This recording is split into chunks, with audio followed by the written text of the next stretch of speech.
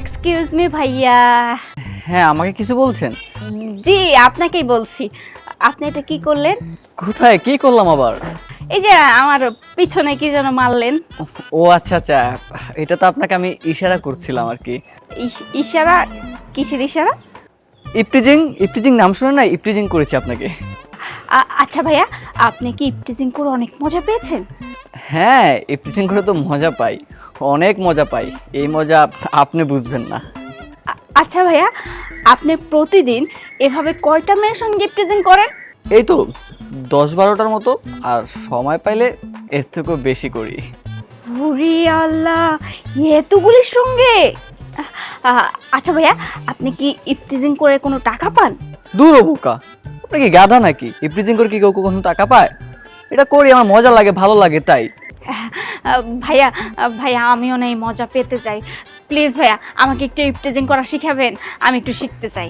মানে কি আপনি ইপটিজিং করবেন? আমার মনে হয় আপনার মাথা একদম নষ্ট হয়ে গেছে। যান তো এখান থেকে, যান। ভাইয়া, আপনি যদি আমাকে ইপটিজিং করা শেখান তাহলে আমি কিন্তু আপনাকে গুরু মানবো। আর সবচাইতে বড় ব্যাপার হচ্ছে আমি আপনাকে 1000 টাকা দিব। আরে আজব তো, এই মেয়েটা কি বলে এসব?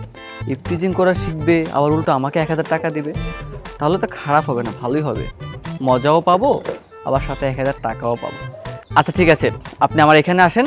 আমি যেমন আপনার পিছন বরাবর মেরেছি, সেরকমভাবেই আপনি কোনো ছেলে এখান দিয়ে গেলে তার পিছন বরাবর মারবেন, তারপর দেখবেন খেলাটা। আচ্ছা ঠিক আছে ভাইয়া, তাহলেই তো হয়ে যাবে ইপটিজিং করা। এই জানেন অস্ত্র, আর এটা মারবেন, এভাবে লাগান সুন্দর। কিন্তু মারবো কাকে? এই তো এখান থেকে, ওই তো আসতেছে, এখান থেকে চুপ করে আমি বলতেছি, রাখো তো।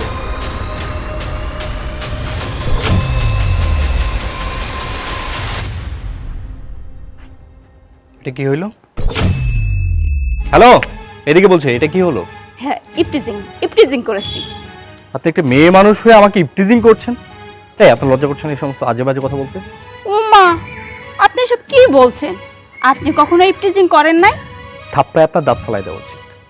আপনার ফ্যামিলির মতো আমার ফ্যামিলি না। আমার ফ্যামিলি আমাকে এটা শিক্ষা দেয়নি। আপনি কিচ্ছু বুঝেন না, কিচ্ছু জানেন না। এই যে এই সুপুরুষটার দিকে তাকিয়ে দেখেন, এ প্রতিদিন 10 থেকে 12 জনের সঙ্গে ইপটিজিং করে, সুযোগ পেলে আরো বেশি করে।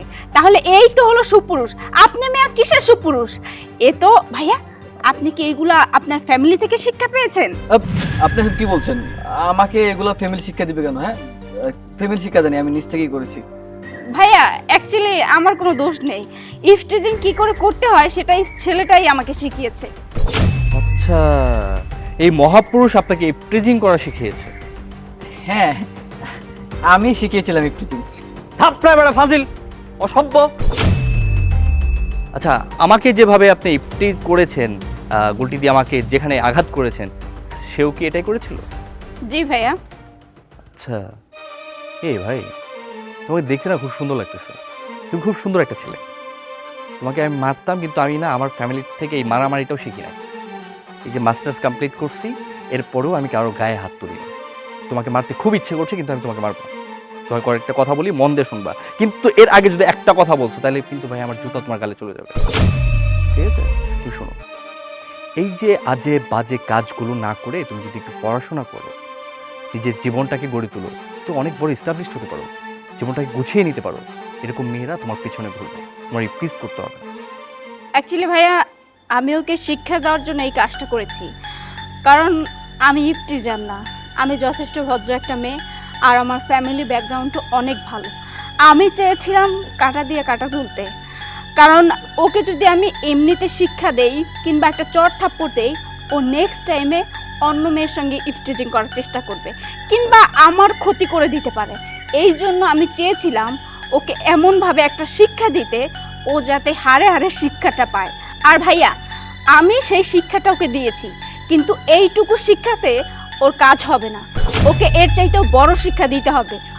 ওকে পুলিশের কাছে ধরিয়ে দিতে হবে, তাহলেই একটা শিক্ষা পাবে। ওকে থানায় নিয়ে চলুন। ওর মতো ছেলেগুলো আসলে বাইরে থাকার কোনো দরকার নেই, যোগ্যতাও নেই।